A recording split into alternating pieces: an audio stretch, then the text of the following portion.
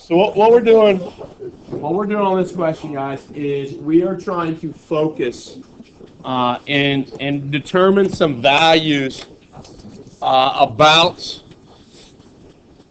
this color, this purple triangle. That if we're looking at this as a 3D image, it's kind of laying on the hypotenuses of these two other right triangles, right? Does that kind of make sense? Okay. Now going through this, I know you might not be able to read because it's just zoomed out so far what these values are, but it tells us as we read through that this woman is up here in the tower, which is 1,150 feet off the ground. Okay, and she determines that the angle from her line of sight.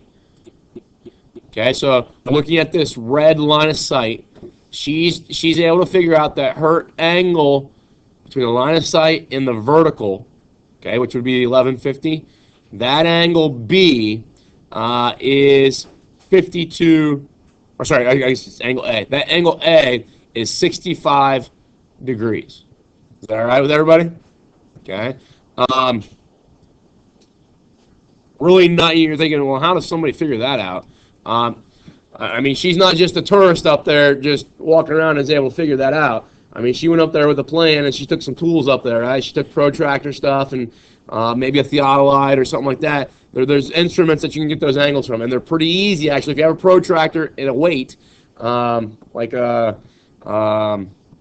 just something that'll keep a string tight, this is easy to do.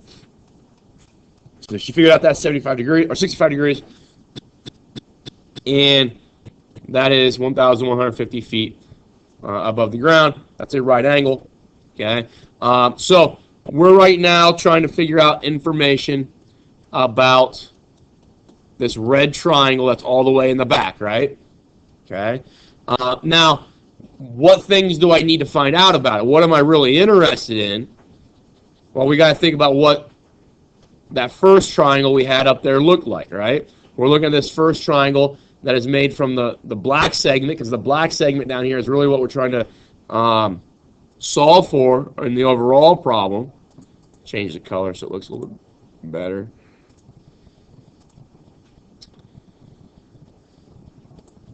Is that better? So we're looking for that orange segment, okay? So I need to find the red segment, the red side of that triangle, and the blue side, right? And those are my lines of sight. Well, if I take this red triangle out in the back and I just put it flat, two-dimensional like this, okay, I'd be solving for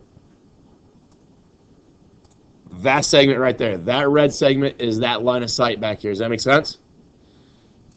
Can you solve for that easily? Can't use cosine, can I? Say cosine of 65 is equal to adjacent over hypotenuse. So that's going to give me x to be 1150 over cosine 65. Okay? Now you can take, I'm going to show you how to take your calculator and maybe write this a little bit better, or use your calculator so you don't have to, type that in and round that number and then use that number, round it again somewhere else, and then ultimately have multiple rounded numbers coming together to make my final answer, because that's going to mess up some stuff, right? So I'm going to try using my calculator so there's absolutely no rounding taking place. We then had to look at this blue triangle. That's kind of the one that's closest to us. And they tell us that this angle here was 52 degrees. So 52 there. This is still 1150. But now I'm trying to find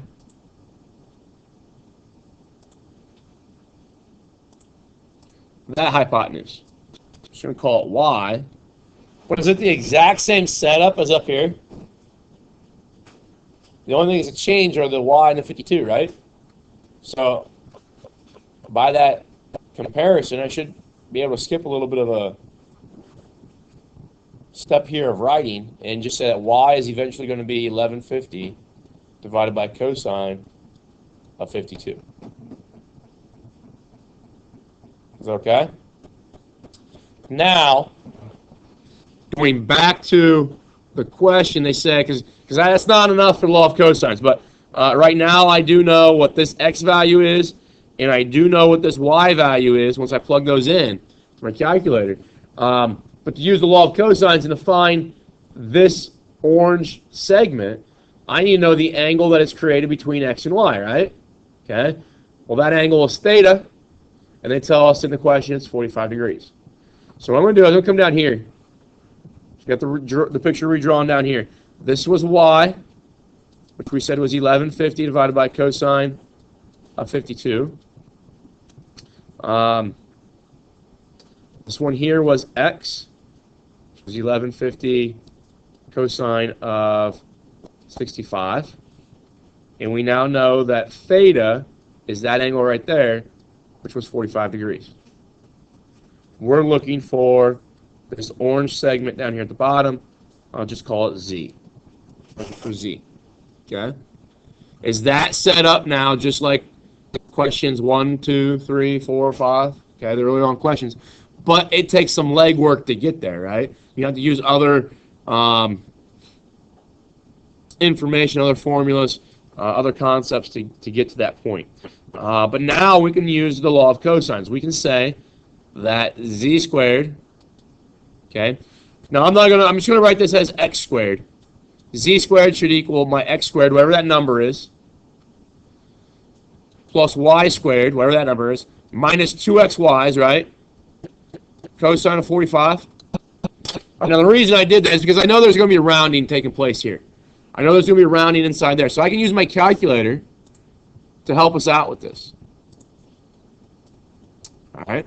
I'm going to first do, I'm going to figure out what that x was. So it was 1150 divided by cosine of 65, right? Always make sure you're in the right mode. And that's my value for that distance. I'm going to hit STO, and I'm going to store it as X. Hit enter. Now I'm going to do the exact same thing for the 52 degree angle. Hit enter. And now I'm going to hit STO. I'm going to hit alpha, and then find my Y, which is the 1. Hit enter, and now I've stored that as Y, right? If you're a person, I like to store things as A and B because they're really close to the alpha key. But what I'm trying to show you here with your calculator, we've shown how we can store X, right? But you could actually store 26 things and recall those 26 things, okay? Because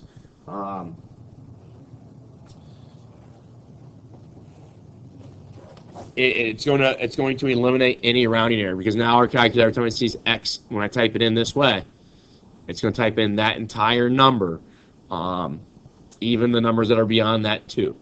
Okay. Now there's other ways of doing this. I calculated and then hit store as Y, but I believe you can go all in one step. You go 1150 divided by cosine 52.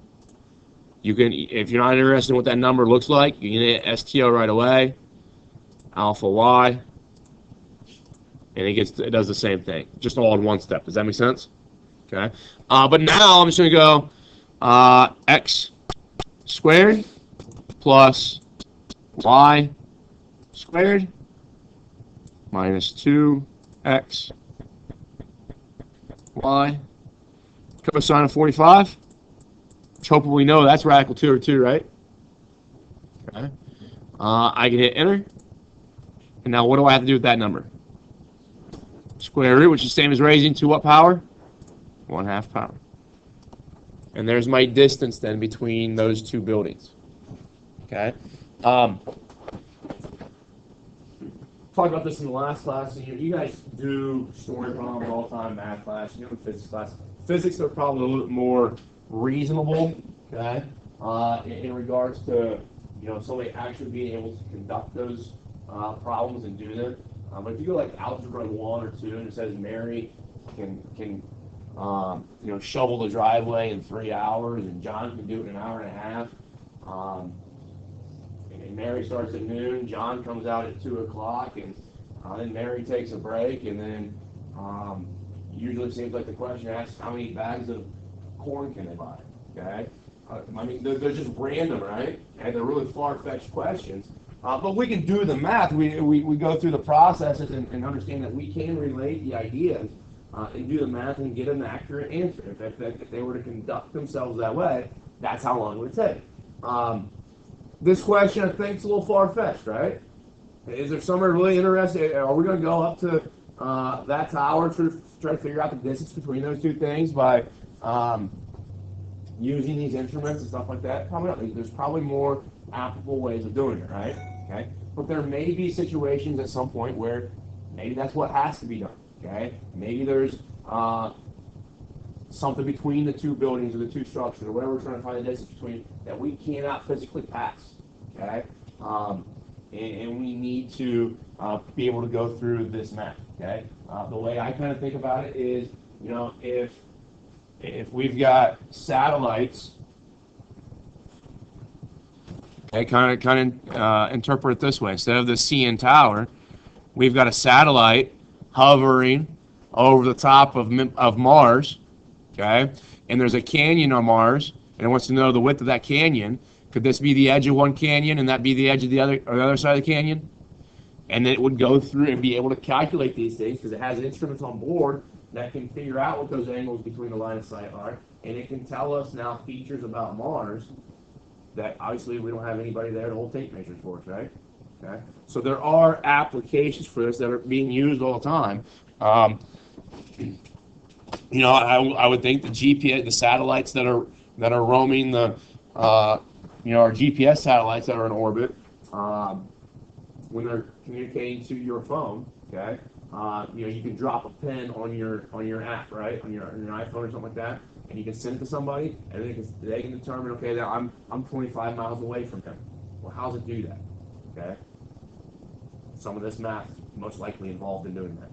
All right, so there is use for it, whether we dumb it down into kind of what is going on here, content-wise, or context-wise, I guess. Doesn't always make it obvious that there's purpose for it. Okay. I want to talk about this one as well. You guys okay with talking about this one? Okay. And I think for the most part, people are struggling with the second part where it asks you to find a bearing. What a bearing is, guys, is that thing right there. That's a bearing that is being provided for how I start at the home port and what I need to do to get to Egg Island.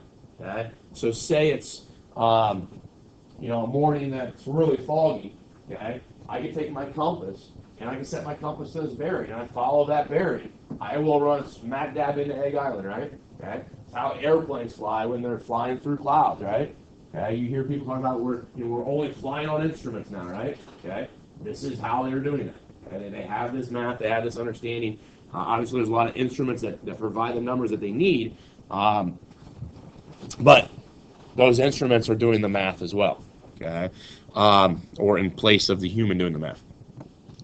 My question here, and obviously everybody's a little bit different, but I got 40 miles here for distance 1, and I think 60 miles here for distance 2. Okay. As we go through this, it's very important, not only for finding the length of the segment from Forest Island to the home port, which is what I'm being asked for in Part A. It's important to understand some angle concepts here and parallel line concepts here to be able to answer the second part of the question. So let me do this. All right, would you guys agree that that line right there, that east and west line, and that east and west line are parallel? Okay, any two east and west lines are parallel. Now, would you agree then that that line there is a transversal? Okay, so for those of you that maybe don't see that right away, let me do this. Let me just maybe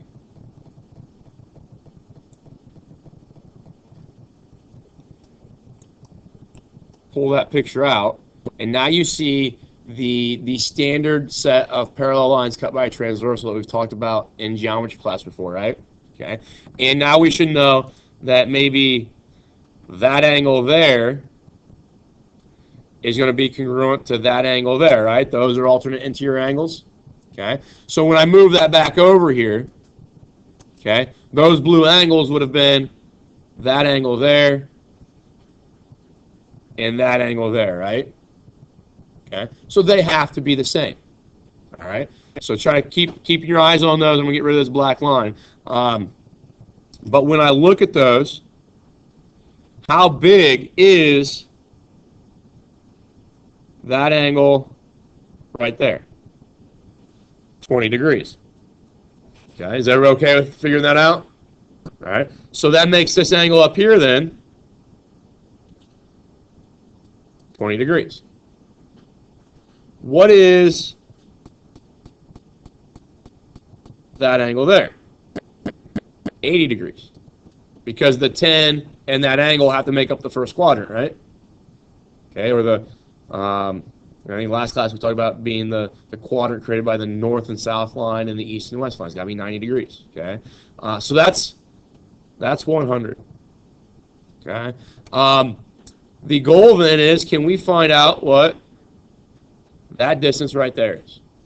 Okay, so trying to figure out that distance is going to use the law of cosines. Okay. Now I'm a person, I prefer, there's a lot of stuff going on here, right? And when you drew this picture, hopefully to organize your information, you didn't really try to draw the forest island and the egg island and the port down there and be really detailed with stuff. I'm essentially looking at that triangle, right? And I know right now that this is 40, this was 60, this was 100, and we're solving for x, right? If I can set it up that way, is that like questions 1 through 6? Okay, so I'm going to say, x squared is equal to 60 squared plus 40 squared minus 2, 60, 40, cosine of 100. Okay, now, coming back to our calculator and see what that value is. And I think I might have it stored somewhere, so let's see.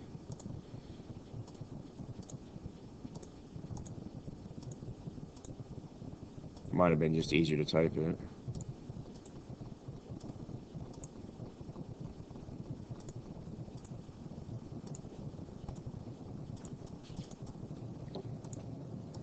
There we go.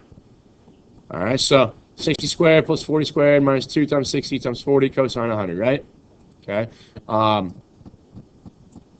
Hit enter. Give me that number. Square root it. Gives me that number, right? So my distance here is 77.67. Now, for what I'm going to need to do in a little bit, I'm going to just store that as x. Okay. You might not know right away what to do that, but I think you guys will see why we need to do this eventually. All right, so that's part A, and we've got that done. Now the question was, how do I get back to the home port? Okay, how do I get back to the home port? Well, in order to realize how I get back to the home port, I need to insert a north, south, east, and west set of lines there, right?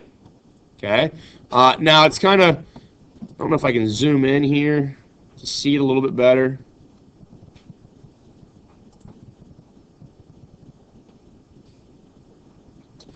We are looking for, ultimately, this little blue sliver of an angle, okay?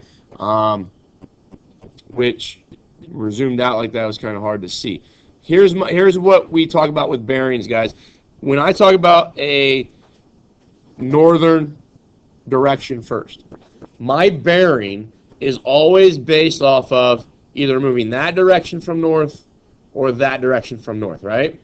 So you're only ever going to move between 0 and 90 of north in the eastern direction, or 0 to 90 degrees in the western direction, right? Because once I go over 90, then I get put down in either that quadrant or that quadrant, right? Well, if I go over 90 then it makes more sense to start with the southerly direction and then say, well, we're going to move that way towards the east from south. Does that make sense to everybody? So the numbers that we get back here are always, we're always interested in things that are between 0 and 90. And then by putting the right N and S and E and W, we should be able to get the right bearing. So here's the problem. In order to do this, we need to know all our angles, or maybe more of our angles. Okay? Because right now, if I look back at this, try to clean this up a little bit, we know that is 70 degrees, right? And that goes all the way from this first path to my north and south line right there, okay? So that means that angle right there, I'm not confident in. Does that make sense? But the angle that I'm looking for, this blue angle that I had up here, that blue angle that I had right there, is that the same as that angle right there? So if I'm able to find what angle that is, and I know it's less than 70, can I take that number, subtract it from 70 to get this angle here? And if that's that, if I can figure that angle out, I can travel it up here. Okay, so let's do that. How can I find this angle? Let's call this angle here, let's just call it H for the home port. How can I find H? Now that I know that this X value here was, I think it was approximately like 77 something. Do I have the ability to find H using some of the information out of this triangle? Or if I want to look at this, it might be easier for some of us to look at this triangle. We now know that this was 77. I'm looking for that angle there.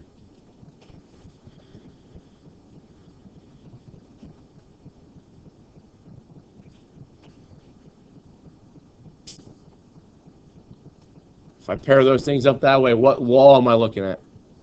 Law of sines. So I can say sine of 100 over 77. I'm just going to call it X, because that's what I had it stored in on my calculator, right? Is equal to sine of H over 60. Cross multiply, I will get 60 sine of 100. I'll eventually divide that by X and take the inverse sine of it, and that will eventually give me H. Okay, so I'll just save time here, skip a few algebraic steps, but I think you guys can get to that point. Now remember, I know what X is. That's a number. It's not a variable right now. Okay, so that's 77. So type this in on my calculator. The reason I want to do that is because I don't want any rounding error in this. Come on.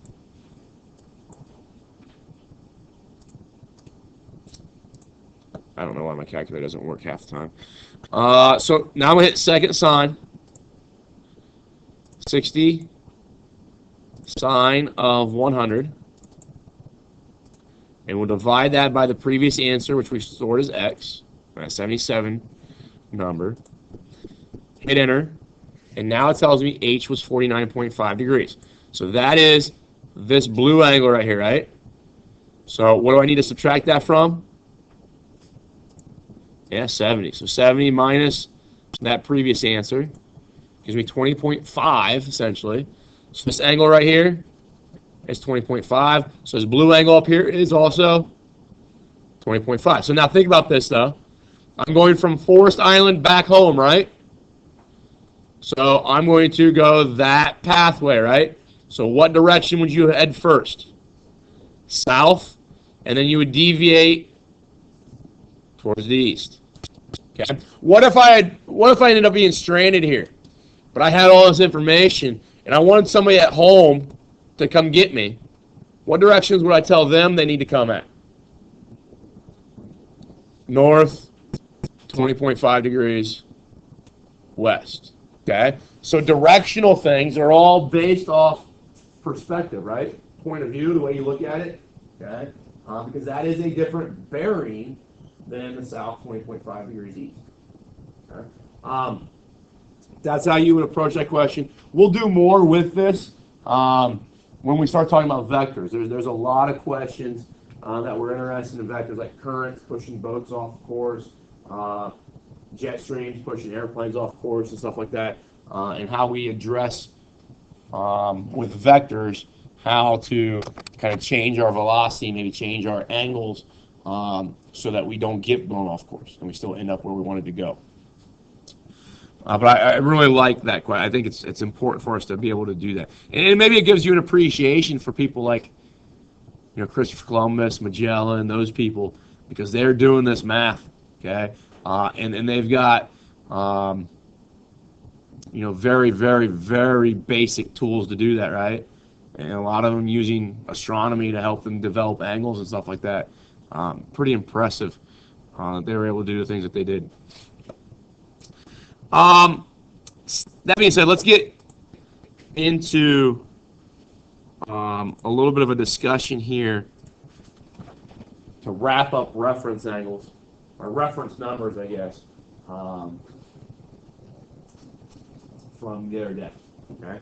We talked briefly about this idea here, and I'm just going to kind of start over from what I had in the last class.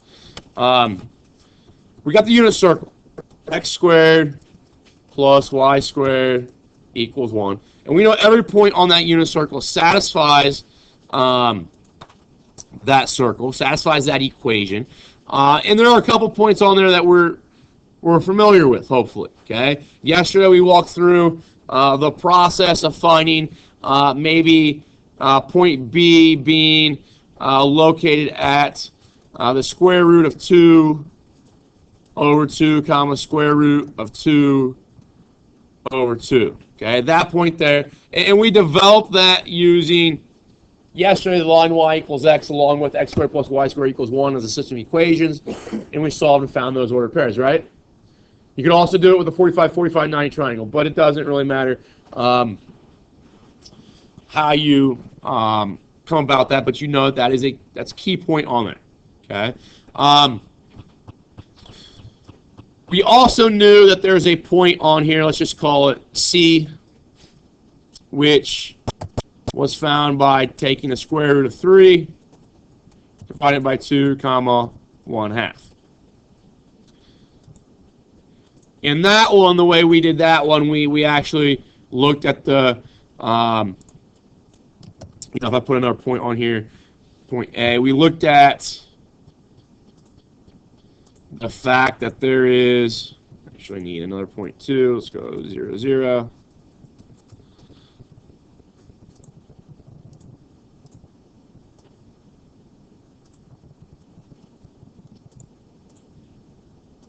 Can never get the angle tool to work the way I want to. There we go. All right, so we looked at the triangle here developed by basically that point, straight down perpendicular, and then back, right, to the origin. And that was a 30, 60, 90 triangle, so we're able to develop those ordered pairs from that, right, with a radius of 1. Is that okay, everybody? Okay, so we did that yesterday. There's a series of points that we didn't do that with, though. If I do that triangle, what do you think that point there at the origin, that point D, what do you think that angle would be there that we'd be interested in?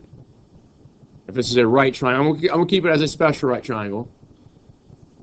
Yeah, now it's 60 degrees there, okay? But what I want you guys to know is that we could actually maybe do it a different way. Not only 60 degrees, but it all kind of relates and it is really the same thing. If this point was created by 30 degrees, let's take and reflect this point across the line there get what we call C prime. I'm going to rename it. I'm going to call it, what haven't we used? E. Name it E. Okay, what do you see that happen when we reflect? Obviously, this is college algebra stuff. When I reflect that point there across the line y equals x, we know the input and outputs change spots, right? The domains and range change spots, so that's why that point is that. Okay, so this was radical 3 over 2 comma 1/2. This is 1/2 comma radical 3 over 2, right? But if I go back and I look at the angle here, to A, to D, to E, that angle is a 60-degree angle, right? So now we're talking, oh, that's kind of dumb. That triangle there being a 30, 60, 90 triangle. Is that right, everyone? Okay. So those are some really important points right now for our unit circle. Okay. And there are some other important points, one of them being A. Okay. One of them being F, which would be at, let's call it 0, 1, that point there. All right. Now what we're going to do is say, okay, if that's the case, how can I find some other critical points? Okay. And talk about how they're developed. If I take point A, can I reflect that along the y-axis and get that point there, A prime?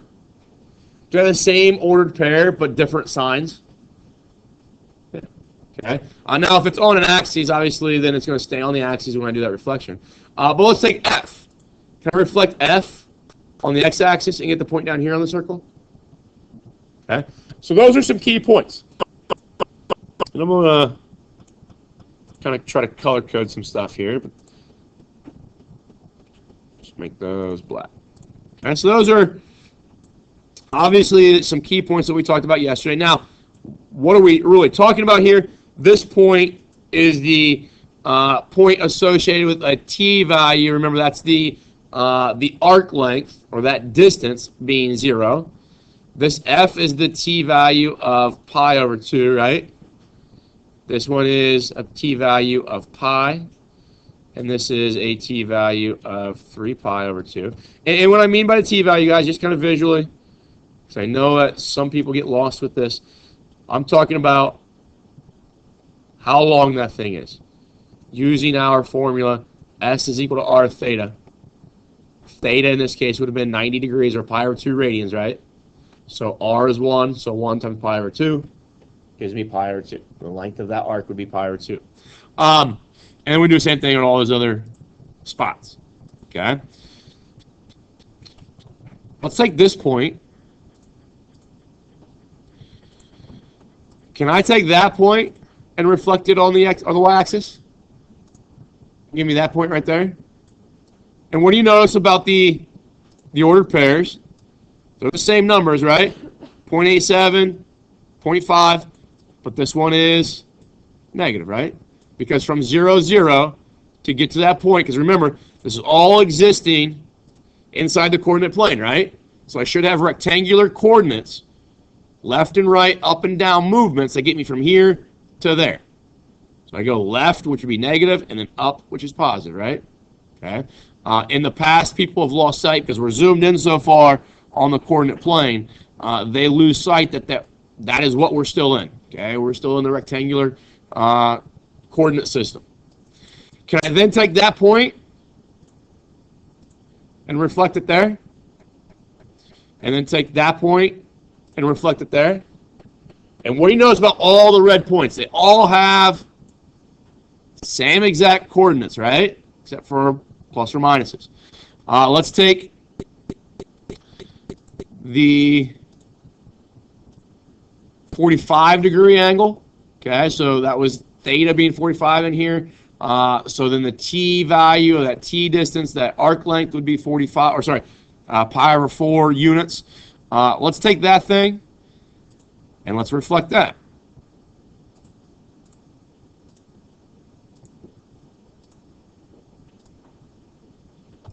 I think I clicked on the wrong. On that point. There you go.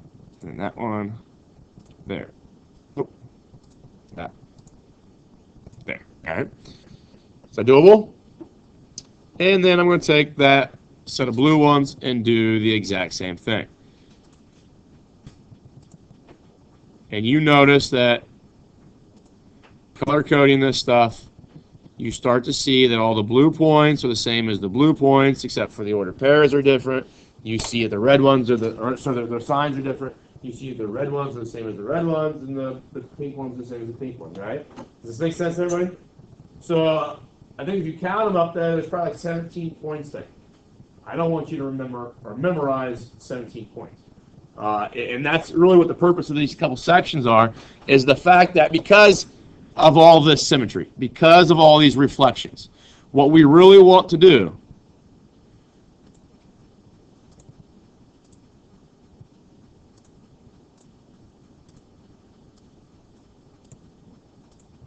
let's see if I can do it this way.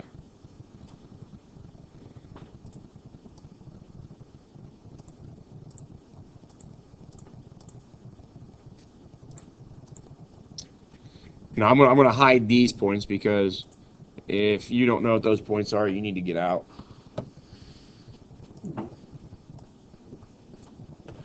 I didn't insult anybody, Zach. Well, we should memorize those points, okay?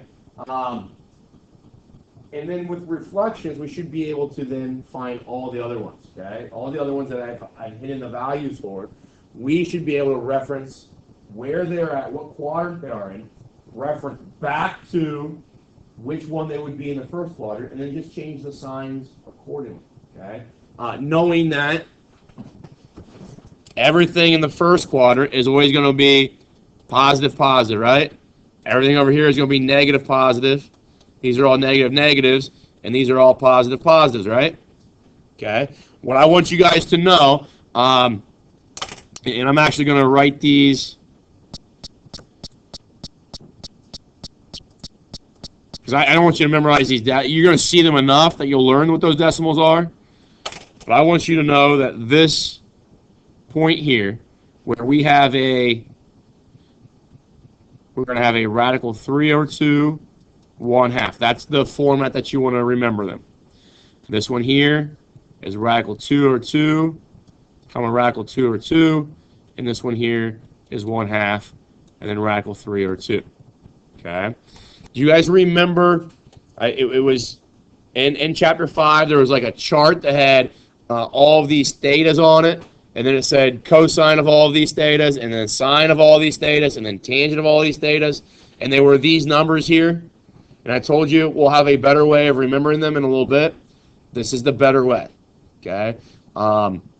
Because in that chart you had to remember a ridiculous amount of things. But if we remember this, all we have to do is remember the ordered pairs for 3 points, okay? But this here, okay, that red one, that red point, that point right there is associated with t equaling pi over 6, right? We found that point's ordered pair by using a special right triangle. It was a 30, 60, 90 triangle. Okay? If I look at, try not to get too messy here, but we're going to have to overlap stuff. If I look at that point right there, okay, that purple point, okay, that is looking at t equaling pi over 4. And then we've got one more. Come up to this green one. That is t equaling pi over 3, right? Okay. Now, if we start folding on our x-axis, y-axis, that kind of stuff, all those points are going to transfer to the other quadrants. And what happens is that the arc lengths are all going to be kind of similar, okay? When I flip that one that says t equals pi over 3 over to the second quadrant, it's going to have a denominator of 3. And we'll talk about the fraction work later that proves that or shows that. But if I keep flipping that, however many times I do that, all the denominators of that one are going to be over 3. Or, I guess, b3. All the t equals pi over 4s, when I start reflecting those, they're all going to have denominators of 4. Same thing with the 6. Okay? So what I want you guys to recognize when they ask you, start asking you questions about, can you take this t value, which is maybe 7 pi over 6, and can you find a reference value to it? Well, because it has a denominator of 6, it's probably going to reference back to pi over 6, right? Does that make sense? Okay. So let's kind of do a couple of these examples that they are talking about in the PowerPoint or the PDF. So I'm going to cut this out just for our reference. Copy it, put it in here.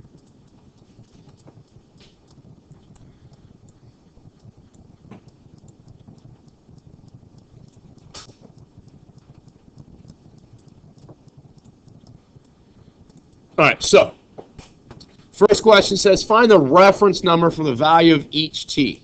Okay, so they're giving me the t value here, 5 pi over 6, right?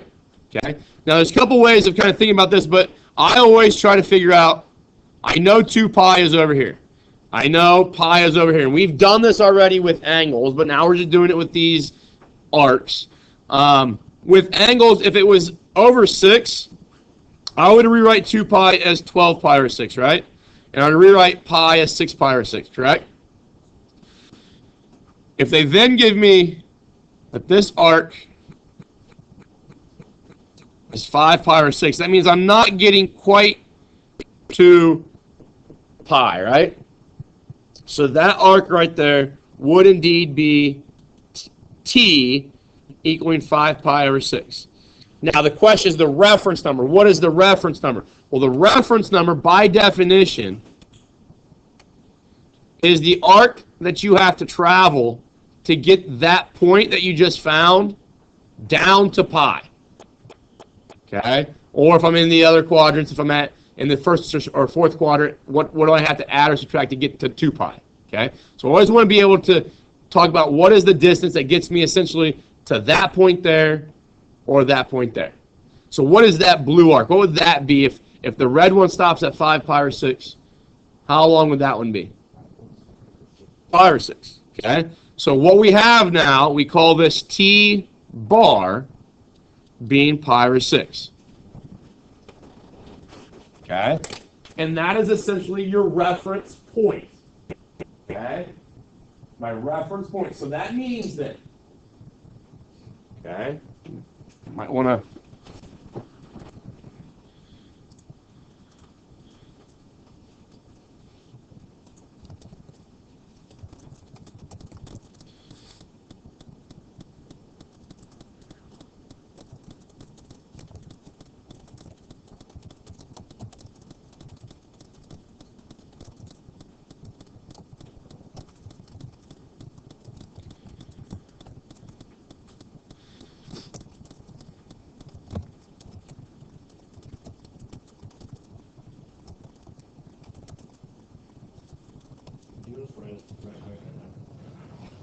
I think it'd be a good idea. Okay?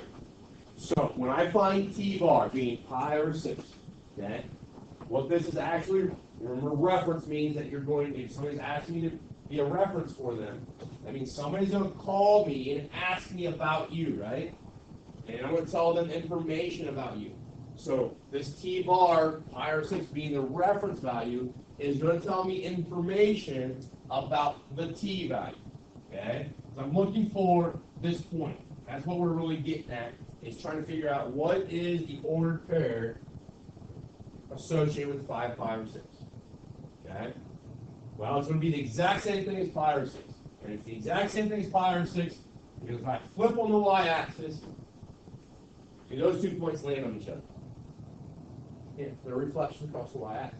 Okay? So distance is preserved in reflection, so we know that referencing pi over 6 and knowing that pi over 6 is that ordered pair right there, then the ordered pair for 5 pi over 6 would be what?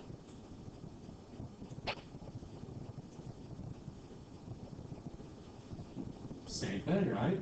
the radical 3 over 2, comma 1/2. But now we have to pay attention to what quadrant it is, because everything in the second quadrant, every x and y value in the second quadrant is a negative, comma, a positive, right? Okay. So now I have that. So here's the thing, guys. Why are we doing this? What is this helpful with? If I type in on my calculator, be in the mode of radians, and I type in cosine of 5 pi over 6, it's going to spit back negative 0.80, sorry, negative 0.87, I think. Whatever that is in the decimal. Does that make sense? Okay. So we're trying to develop an understanding of where our calculators come up with these values. Okay. So 7 pi over 4, here's the thing with 7 pi over 4, example 2 there. They're talking now about t being that. T is 7 pi over 4. Okay. 2 pi, because I'm looking at the denominator as a 4, would be 8 pi over 4, right? So how far do I need to go back up to get to that point? So t bar would be pi over 4. So 7 pi over 4 is going to have the exact same order pair. It's just going to be positive, comma, negative. I pushed 5, 6's cosine homework back till Monday. Mr. Bass, He's coming back.